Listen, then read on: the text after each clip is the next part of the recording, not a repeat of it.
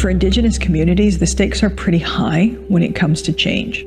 Large-scale transformative systems change because of the structures of oppression that still influence our daily lives. And so it's not innovating for the sake of innovation. For us, it's a spiritual process. It has to be trauma-informed.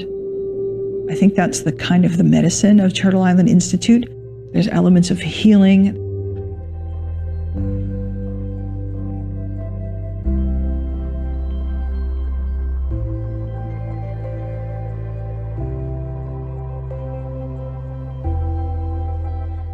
Looking at things through one Indigenous lens. It's not a singular Indigenous lens, but many Indigenous worldviews have some core values or core overlap.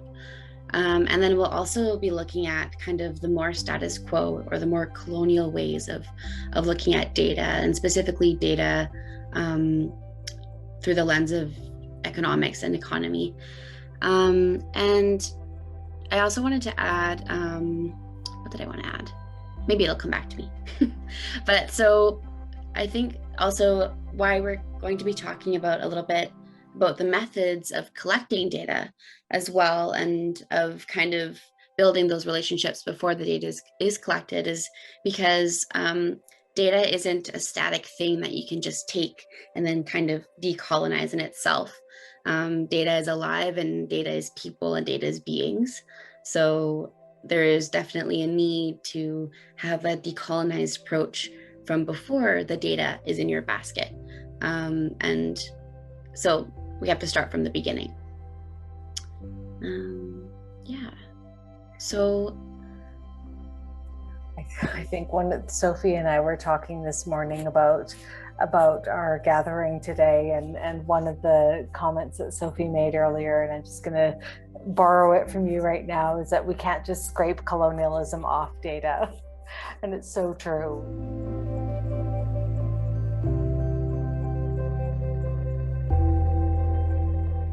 The way our family came together and governed ourselves and celebrated and mourned together and shared our knowledge and our stories and our family identities was through the potlatch system. And I think if you were to apply an economic lens to that, you would say that we were a distributive economy.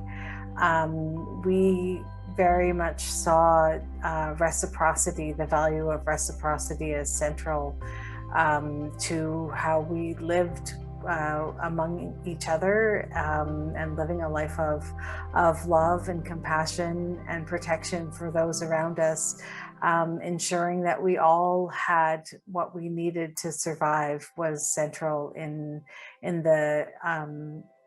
the teachings and the being of potlatches. So here, potlatch was banned, I think, as everyone probably in this conference knows, for a long time. And it was, the rhetoric around that was around kind of the Christianity being more dominant, and like just completely othering the potlatch ceremony.